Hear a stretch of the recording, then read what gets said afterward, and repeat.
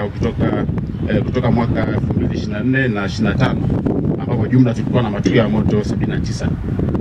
Hali hii imeonekana kwamba matukio ya moto kwa mwaka huu yameongezeka mara 3. Mkoa umepata jumla ya matukio ya moto 228 kwa ujumla, ambayo yamepelekea kuungua kwa eneo lenye misitu yenye hekta 16,123.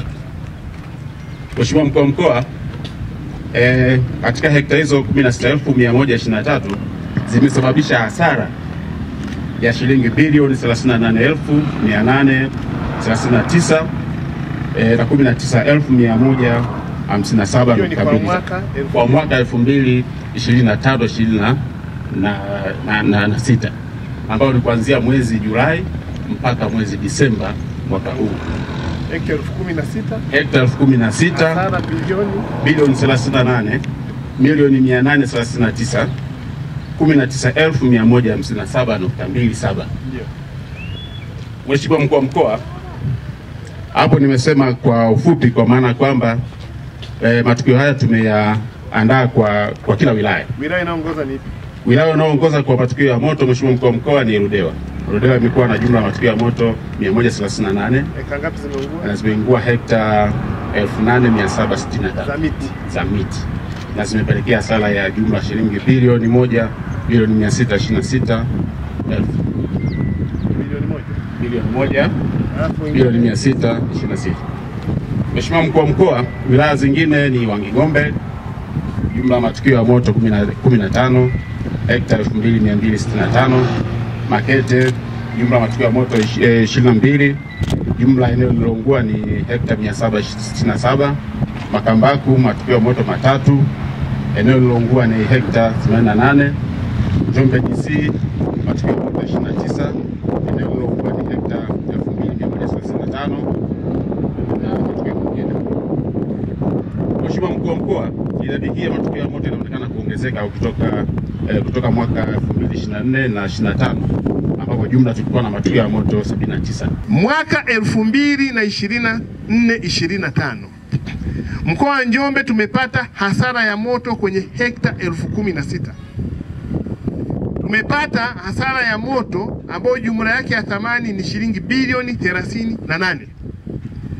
Manake tuna watu mashamba yao yameungua ya miti. Mwaka 2024-25 tulipata hasara ya shilingi bilioni 8. Mwaka 2020, 21, 22, 23 mkoa wa Njombe tulipata hasara ya moto kwenye mashamba ya miti zaidi ya shilingi bilioni 200.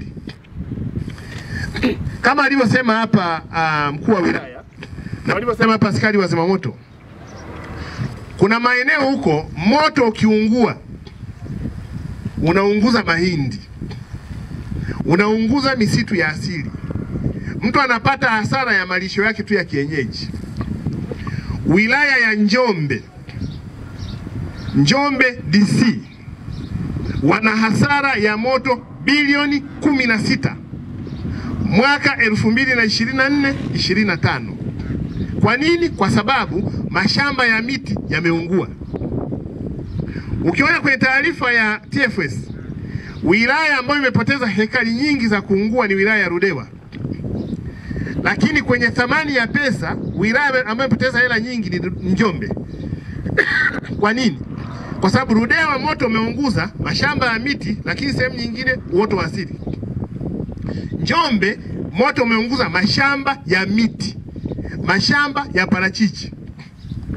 Tuna profesa mmoja hapa amepoteza heka 600 za miti ya miaka 8. Tuna mtu mwingine kapoteza heka 150 miti na miaka 11. Tuna mtu kapoteza hapa hekari zaidi ya 1,000 miti na miaka 4. Maana ni completed hasara.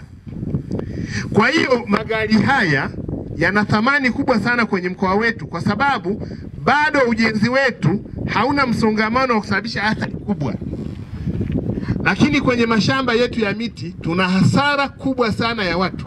Tuna watu wamepata stroke, tuna watu wamepata pressure, kwa sababu amewekeza kwenye shamba la miti, anakuja kuambiwa moto umeungua na sosi ya moto haifahamiki. Lakini sosi za moto ni hizi ambazo umeambiwa hapa. Ya kwanza, watu wa Njombe wanasema kinyungu.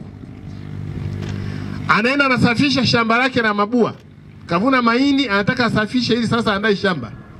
Anachoma mabua, moto unamshinda, unaenda unateketeza shamba la miti la mtu.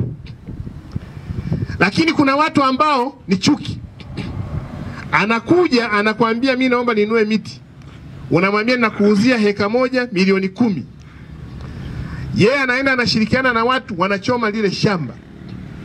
Miti kisha ungua, anaona ile hasara, kuja kuambia niko tayari kununua hii miti, basi pole sana, miti imeungua ndugu yangu, naomba ninunue iliyobaki. Ananunua kwa milioni 3. Kwa bado tuna watu ambao wanakuwa wanatanguliza chuki kwenye miradi ya wenzao. Lakini pia tuna watu ambao miti yao imechomwa kwa sababu ya wafanyakazi wasio waaminifu kwenye mashamba. Napata kesi. Mtu ana shamba la miti, ameajiri watu. Wale watu wanaenda wanauza miti katikati ya shamba. Anaona bosi akija atagundua kwamba mimi nimeuza miti, ni mwizi. Anaamua kulipiga moto. Anamwambia bosi shamba huku linaungua lote. Kumbe katikati alishauza miti hata eka 10 zimeuzwa. Kuona kuja hapa shamba lote limeungua. Kwa tuna watu ambao pia wanawaajiri vijana wenzetu wa Kitanzania, lakini wanakosa uaminifu. Wanaamua kuingiza hasara, anakata tawi alilolikalia yeye mwenyewe. Tuna watu ambao wanafanya shughuli za upasuaji mbao. Anapasua mbao kule msituni. Wanachukua maharage, wanachukua dagaa, wanajipikia. Wanaacha mkaa pale ambapo walikuwa wanapika, wanaenda shughuli zao au wanaenda kulala. Ule mkaa unashika moto utaratibu. Wanakuja kushangaa moto umekuwa mkubwa, unawashinda. Sasa umeenda kupasua mbao, matokeo yake moto wako unashika shamba la mtu, na moto unahama kutoka heka moja mpaka mtu anaunguza heka 3000 za watu ambao hawahusiki. Sasa kwenye haya tunasema nini?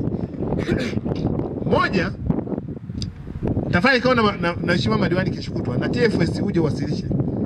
Katibu tawala mpe nafasi awasilishe.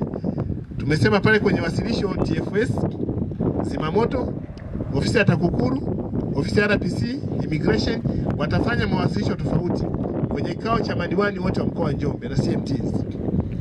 Ili tuanze kutengeneza sheria kali ndogo ndogo za mamlaka za serikali za mitaa kwenye vijiji na vitongoji kwa ajili ya kuwasaidia watu wanaofanya kilimo cha miti, ili swala zima la uchomaji wa mabua, usafishaji wa mashamba kwa kutumia uchomaji wa mabua lizungumzwe kwenye vijiji. Kwamba unapotaka kwenda kusafisha shamba kwa kuchoma mabua, ujue athari yake ni hii.